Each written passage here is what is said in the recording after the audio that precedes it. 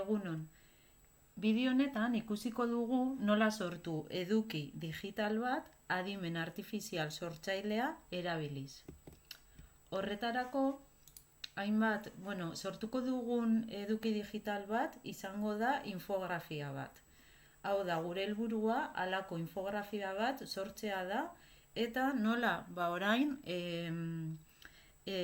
adimen artifizial sortzailea dituzten erremintak edo aplikazioak erabiliz. Erreminta hauen bitarte sortuko ditugu infografia honetan ikusten ditugun testuak, irudiak eta txantilloia ere bai. Testuak sortzeko halako aplikazioak erabiliko ditugu. ChatGPT, Gemini edo Perplexity. Infografia sortzeko Canva erabiliko dugu. Eta bukatzeko, infografian ikusten diren irudiak sortzeko DALL-E eta Crayon aplikazioak erabiliko ditugu. Goazen ikustera nola egingo dugun gure eduki digitala. Adimen artifizialako aplikazio horiek erabiltzen. Hasteko, erraminta hauetan eduki ezberdinak sortzeko edo bai testuak, irudiak edo infografia baten txantilloia behar dugu prompt bat idatzi. Horretarako idatzi ditut prompt batzuk docs baten barruan. Zergatik,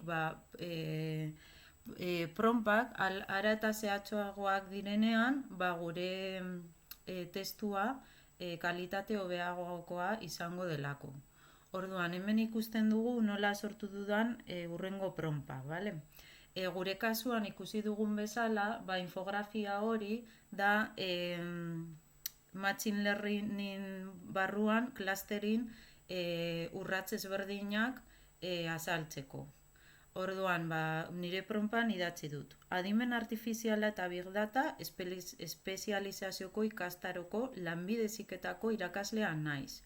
Hemen azaltzen dut nire burua, eta ingurune bat ematen diot erramentari. Esanez, irakaslea naizela eta lanbide heziketako ikaslea hain zuzen, eta espezializazio horretan lan egiten dudala. Horrela, berak egokituko dit kontzeptuien maila eta ingurunea. Eta gainbegiratutako ikaskuntza edo klasterina lantzen ari naiz machine learning testu inguruan barruan. Eman ezaugarri horiek dituen proiektu baten barruan egin beharreko urratsen zerrenda bat. Hemen ere formatoa azaltzen diot, esaten diot zerrenda bat bueltatu behar didala. Orduan, prompt hau bidaliko diogu hainbat erremintari. Esan dugu erabiliko dugula Gemini, Perplexity eta ChatGPT. Hasiko gara adibidez Gemini ikusten. Hemen Gemini barruan ikusten dut kasatxo bat dudala prompta bidaltzeko. Bidaltzen dut, eta bera azten da pentsatzen. Ikusten dut hemen prompta euskaraz idatzi dio dela. Erreminta batzuk ikusi behar dugu ea hizkuntza ulertzen duten ala ez. Eta hemen azten zait, gainbegiratuko ikaskuntza proiektu baten urratsak. 1, 2, 3 eta ematen dizkit urrats ezberdinak eta urrats bakoitzean hainbat helburu. Ondo, saiatuko naiz orain GPT barruan, edo Perplexity, hasiko naiz Perplexity. Bidaltzen diot, eta kasu honetan ikusten dut nola ematen dizkidan urrats ezberdinak ere, eta gainera ematen dizkit ze webgunetik edo ze iturritik hartu dituen informazio horiek. Orduan nik aldut baieztatu iturri fidagarriak diren ala ez. Eta azkenik ikusiko dugu ChatGPT barruan, bidaltzen diot prompa, vale, eta berak ere ematen dit ikusten dugu, vale? Urrats ezberdinak eta bakoitzean ezaugarri ezberdinak. Vale. Kasu honetan, adibidez, hemen Gemini barruan ikusten dugu azalpena oso luzea da, luzeegia infografia batean sartzeko. Orduan, zer esango diot orain, vale? Vale, urratsak zuzenak dira, baina laburbildu informazioa, vale? Orduan ematen diogu, sartzen dugu prompt berria, eta ematen dit jada urrats bakoitza eta bere barruan egiten diren barruko ezaugarri nagusiak, vale? Orduan, behin eginda, zer egin behar dugu irakasle bezala? Vale, informazio hau, aplikazioak eman didan informazio hau begiratu behar dut ondo eta baieztatu dena ondo dagoela, ez dela falta ezer, eta ondo azalduta dagoela, ez dagoela errorerik, bale? Ze, egon daiteke arazoren bat, ze aplikazio hauek batzutan ez digute erantzun zuzena ematen, bale? Behin hori baieztatu dugula, joango gara infografia hori sortzera, bale? Pauso hauekin. Hemen, nahi badugu ere, adibidez, eskatu aldiogu ChatGPT-ri Excel bezala, deskargatzera edo CSV bezala, eta horrela izango da errazago gero infografiara eramateko. Vale, orduan, urrengo pausuan zer egingo dugu? Joango gara infografiara sortzera Canva barruan, vale? Canva barruan aldugu aukeratu txantilloi bat, baina adimen artifizialak ere erraztu aldigu pausu hori. Nola? Begira, ni joaten banaiz Canva aplikaziora, vale? Aldiot eskatu, kasu honetan, sortze pausoko aldi baterako infografia txantillo bat sortu. Eta gaia, machine learning da. Eta orduan joango gara Canvara eta eskatzen diogu. Eta honek gomendatuko digu edo sortuko dizkigu hainbat txantilloi.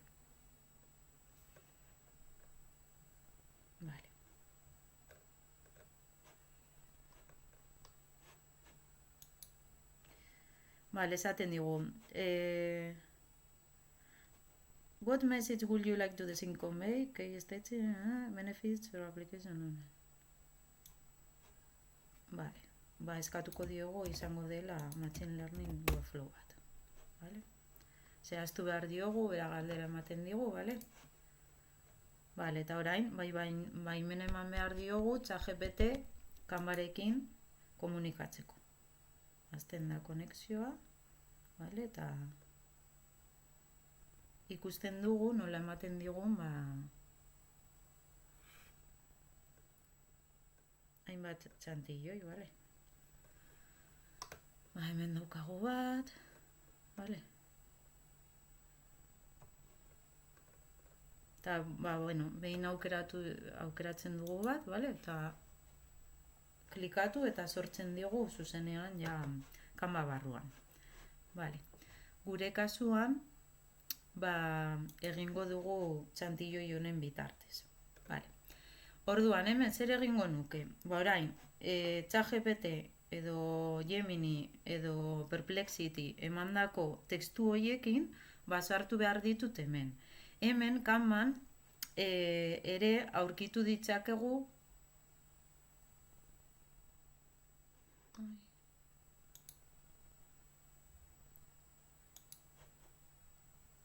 hemen Canvan ere aurkitu ditzakegu adimen artifizialeko hainbat funtzio. Adibidez, testuak editatzerakoan hemen eskritura magika ditutakoa izartxoak agertzen direnean hori da adimen artifiziala, bale?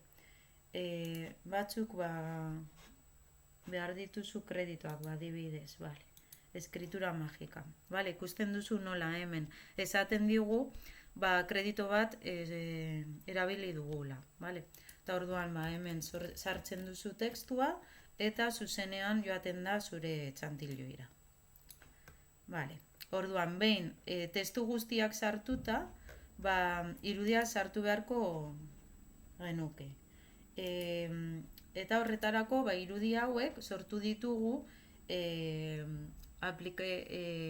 adimen artifizialako aplikazio baten bitartez. Orduan, ikusiko dugu orain nola egiten den hau. Horretarako, ze aplikazio motak erabili ditzakegu. Adibidez, Adobe Firefly, vale? Edo Crayon, edo GPT barruan DALI. Vale? Orduan, adibidez egingo dugu froga bat DALI bitartez. Joango naiz berriro nire prompera, vale? Eta esango diot, edo saiatzen bagara hemen DALI barruan ikusiko dugu ingelesez hobeto funtzionatzen duela. Orduan, emango diot prompa ingelesez. Eta esaten diot, create an icon style image to represent the objective of a clustering project. Collect data from various sources in an icon style infographic with a transparent background. Vale, ezaugarri ezberdinak adierazten dizkiot hor prompan. Orduan, joango gara orain DALI barrura, vale, eta sartzen diogu prompa eta sortzen digu irudi bat. Edo batzutan bat baino gehiago. Eta gero aldugu aukeratu gustukoa duguna. Vale? Ikusten, ez? Hemen nik azaldu dio dana. Informazio iturri ezberdinetatik hartzen duela informazioa.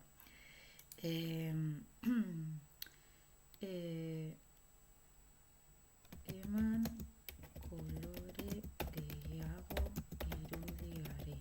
Vale. Esango diogu, kolorez nahi dugula irudia hori. Zuriz eta beltzez sortu du.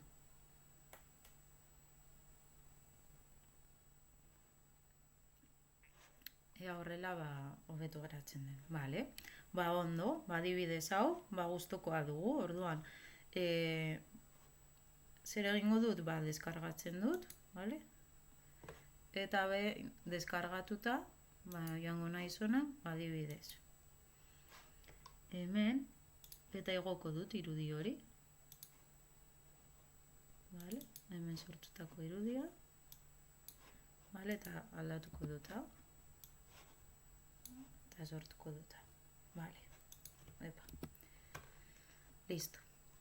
Vale, beste zer gertatzen da, kasu honetan DALI. DALI uzten digula egunean 3 prompt bidaltzera.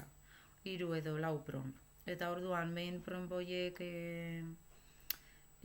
bidalita, ezin dituzu irudi gehiago sortu. Orduan, kasu honetan hemen Firefly barruan antzekoa gertatzen da, bale? Saiatuko gara, nola prompt hori berdina bidaltzen Firefly barruan ikusteko ezberdintasunak. Vale? Hemen, eta kasu honetan esaten dit, en kreditos insuficientes ja sortu ditut irudi asko. Eta Crayon barruan, adibidez, hemen aldituzu zuk nahi duzun beste sortu. Orduan, sortuko dugu hemen.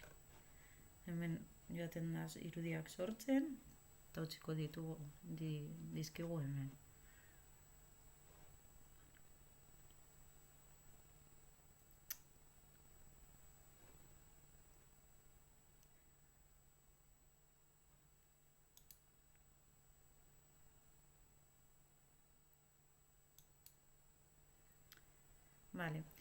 Sortzen dituen bitartean, aipatu beharra dago, aplikazio guztietan, guztietan ez, Gemini barruan Google kontua sartu behar duzula erabiltzeko, adibidez. Ezin duzu erabiltzaileri gabe erabili. GPT barruan alduzu zure erabiltzailea sartu edo ez. Erabiltzaileri gabe ere erabili daiteke. Eta Firefly barruan ere erabiltzaileri gabe erabili dezakezu. Eta Crayon ere begira agertu dira irudiak, vale? Eta orduan hemen dauzkagu hainbat irudi eta hauekin alduzu edo deskargatu baten bat edo landu pizka bat gehiago. Vale, eta behin irudi guztiak sortuta dauzkagunean, txertatzen ditugu infografian, eta sortuta izango genuke gure infografia, gure eduki digitala, adimen artifizial sortzailearen bitartez. Espero dut bideoa zuen gustokoa izatea, eta eskerrik asko eta hurrengora arte. Agur!